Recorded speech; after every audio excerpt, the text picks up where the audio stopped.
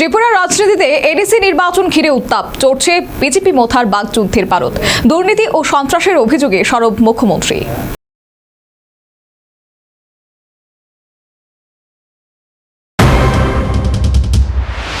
ADC নির্বাচনকে সামনে রেখে রাজনৈতিক আক্রমণ আরও তীব্র করলেন মুখ্যমন্ত্রী মানিক সাহা। কলাছড়া মোটর স্ট্যান্ডে বিজেপি প্রার্থী অভিজিৎ ত্রিপুরার সমর্থনে এক জনসভায় বক্তব্য রাখতে গিয়ে তিনি সরাসরি ত্রিপুরা মথাকে নিশানা করেন। তিনি অভিযোগ করে বলেন, মথার ছত্রছায়ায় আজ জনজাতিদের রক্ত ঝরছে। পাশাপাশি কটাক্ষ করে প্রশ্ন তোলেন, এই কেমন থানসা, পাহাড়ি জনজাতি অংশের মানুষ নিরাপত্তা পাচ্ছে কোথায়? এটা কি ধরনের থানসা আমি তো বুঝতেই পারছি না।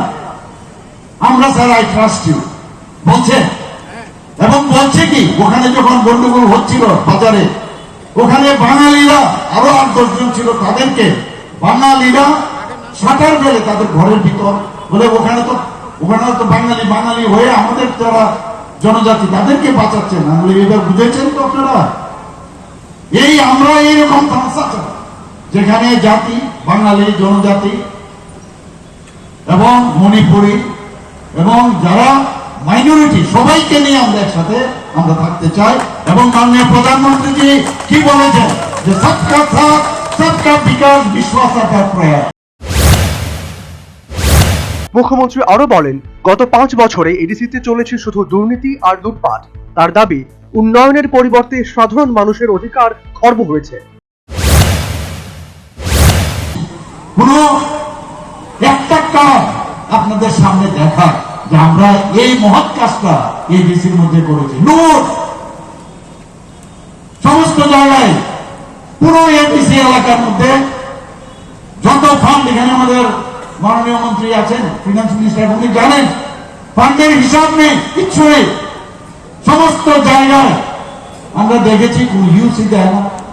কোন রকম কথা বললে খালি বলে টাকা নাই, টাকা নাই, কি রাং নাই, রাং নাই, রাং নাই। তো রাংগুলো যে আমরা পাঠাই, রাংগুলো কোথায়? এখন বলছেন যে আমরা খুব গরিব।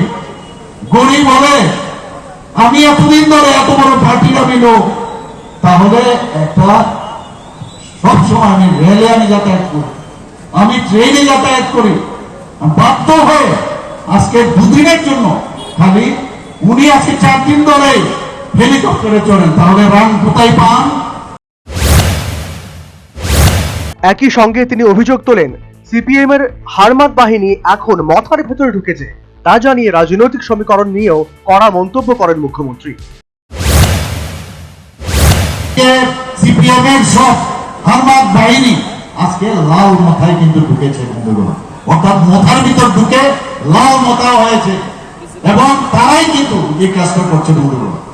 আজকে আমাদের কুমরুঙে আমরা যে এবার আমাদের যে প্রজেক্ট আমরা বিভিন্ন বিষয়ে যে আমরা রেখেছি, সেখানে আমরা ধলাই জেলায় একটি মেডিকেল কলেজ করব, কুমরুঙে একটি নার্সিং কলেজ করব, জনজাতিদের জন্য হোস্টেল আমরা অলরেডি আমরা অনেক জায়গায় আমরা অনেকগুলো জনজাতি হোস্টেল আমরা বানিয়েছি।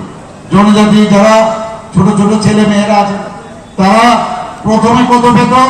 45 টাকা, তারপর সেটাকে 80 টাকা করা হয়েছে আমাদের সরকার আসার পর। এবার আমরা 100 টাকা করেছি।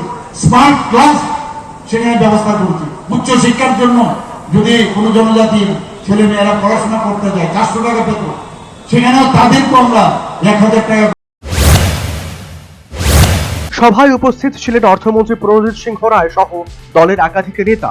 বক্তারা বলেন, উন্নয়নের ধারা বজায় রাখতে বিজেপি প্রার্থীকে জয়ী করা জরুরি। মুখ্যমন্ত্রী দাবি করেন, বিজেপি সরকার শান্তি, উন্নয়ন ও স্বচ্ছ প্রশাসনের পক্ষে কাজ করছে। জনসভা থেকে সাধারণ ভোটারদের উদ্দেশ্যে বিজেপির পক্ষে ভোট দেওয়ার আহ্বান জানান তিনি। তার কথায়, উন্নয়নের স্বার্থে সঠিক সিদ্ধান্ত নিতে হবে জনগণকেই। এখন দেখার ভোটের ময়দানে এই রাজনৈতিক আক্রমণের কতটা প্রভাব পড়ে। Bureau report, news vanguard.